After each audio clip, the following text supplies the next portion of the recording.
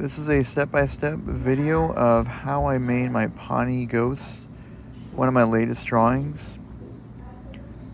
Originally, I did this drawing back in 2023 as part of my Ghost of War series, but honestly, I thought it was a little bit rough.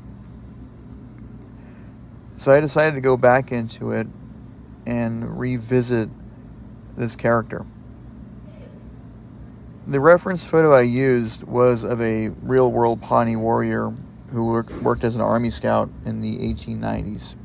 I did find the reference photo on Instagram. But what was nice about it was the individual, the actual person, had very high cheekbones, very well-defined bone structure. So it was just a matter of going back to my artist anatomy books for some references, but for the most part, it was already there. So right here for these videos right here, what I'm doing is I'm going back in and laying out in an HB pencil, courtesy of Michael's Art Supply Store and Faber-and-Castell.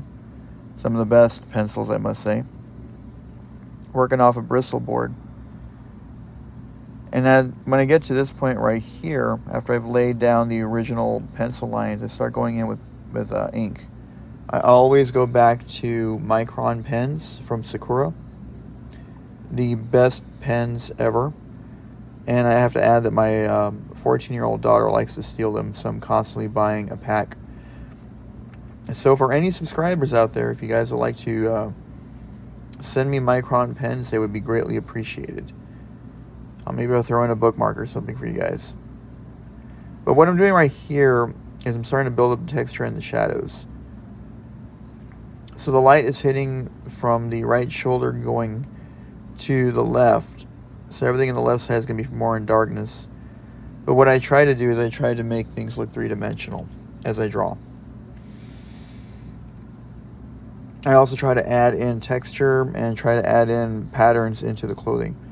It's not going to be exact to what is in the reference photo, but it is going to build character to it. So in this case, I decided to add in polka dots. And I was listening to the Rolling Stones at the time, so if you see a very faint Stones logo, there you go. Alright, so we're coming up to conclusion right here, maybe a little bit more.